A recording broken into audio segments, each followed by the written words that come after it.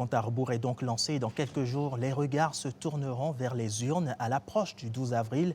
Une question brûle sur toutes les lèvres. Le système électoral béninois est-il prêt à tenir toutes ses promesses? Pour en parler, nous recevons sur ce plateau un membre du Conseil électoral de la Sénat, professeur François Abiola. Bonsoir. Bonsoir. Merci d'avoir répondu favorablement à notre invitation. On est à un peu plus de 10 jours de la présidentielle.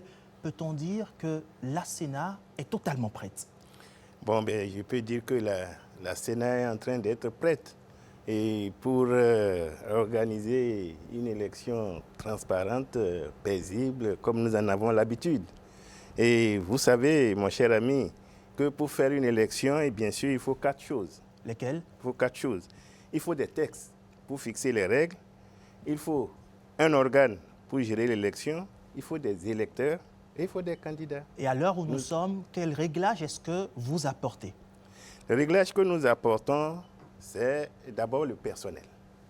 Le personnel, vous me permettrez de vous dire les piliers essentiels de ce que nous allons faire. Oui. Et pour voir la masse humaine, la masse de spécialistes que la Sénat est en train de brasser pour nous offrir un bon scrutin. Regardez les agents électoraux. Ils sont au nombre de 54 415. Sur toute l'étendue du territoire national. National. Les points focaux, 81. Les coordonnateurs d'arrondissement de zone, 571. Les assistants à ces coordonnateurs, 1713. Et les membres des postes de vote, 52 050. Les postes de vote même, 17 462 au niveau national. Au niveau de la diaspora, vous avez 112 postes de vote. Les électeurs pour ce scrutin, c'est 7 897 287.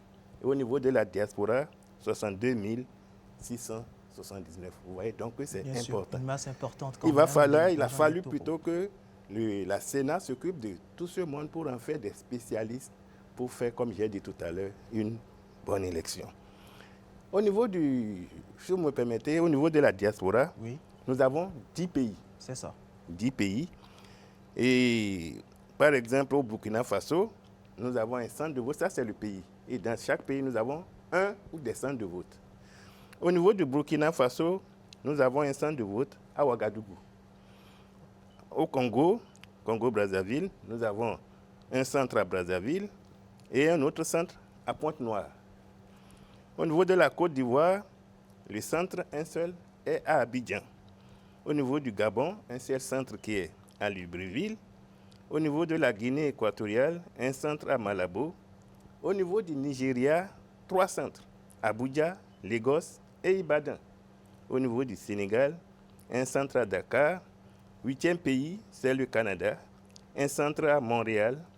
Et 9e pays, les États-Unis, 2 centres à New York, à Washington, et en France, un seul centre à Paris. Merci pour tous schéma. ces éclairages sur les dispositions prises pour les postes de vote à l'étranger. Mais quand on sait qu'en janvier dernier, lors des législatives et communales, il y a eu tout de même quelques dysfonctionnements qui ont été remarqués par endroits, notamment avec des bureaux qui ont ouvert plutôt tard. À l'inventaire, qu'est-ce que vous avez relevé comme faille qu'il faut corriger ou que vous êtes en train de corriger pour la présidentielle? La faille, c'est essentiellement, disons, une faille du climat, le temps. Le temps au niveau des postes, des centres de vote qui sont au sud. Parce que c'est surtout les postes du sud qui ont été frappés par ce que nous avons constaté, c'est-à-dire le retard dans le démarrage. C'est ça. Vous avez vu que au niveau des centres à l'intérieur ou au nord, je peux dire que ces centres-là ont démarré plus ou moins à l'heure. Donc ce qui s'est passé, il y a eu la pluie. La pluie. Il y a eu la pluie, si vous vous rappelez, il y a eu la pluie. Ensuite, vous avez suivi tout à l'heure le colisage. Oui. C'est une opération très, très importante. Et je crois qu'il y a eu des problèmes aussi au niveau des réglages, de quelques dysfonctionnements au niveau de ce colisage-là pour le matériel destiné au sud du pays. Voilà ce qui a fait que nous avons eu ce retard-là. Et là, pour la présidentielle, on s'assure que les mêmes problèmes ne reviendront pas. Non, pas du tout.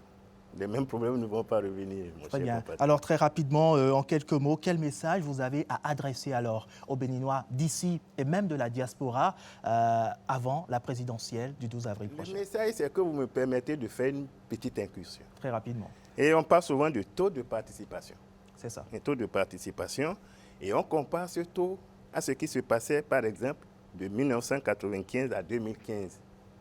On dit par exemple 1995, 75%, 1999, 71%, 2003, 55%, 2007, 58%, et ainsi de suite. Et on dit depuis 2019, le taux, 2019, 27%, 2023, 37%, et 2026, la dernière élection, 36%.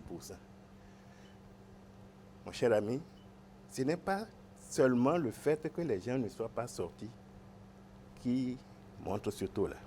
Avant, qu'est-ce qui se passait? Avant, on demandait à ceux qui veulent, ceux qui ont l'intention d'aller voter, de venir s'inscrire. Donc on est sûr que plus ou moins, ces gens-là sont intéressés directement par le scrutin. C'est ça. Maintenant, qu'est-ce qu'on fait? C'est dans un registre national.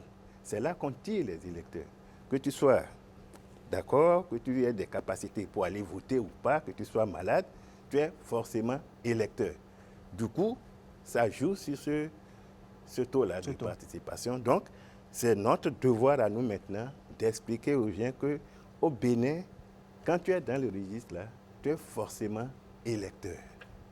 Voilà, c'est un peu l'explication qu'on peut donner, parce qu'à première vue, on dit par exemple en 1995, 75% de taux de participation, et en 2019, 27%.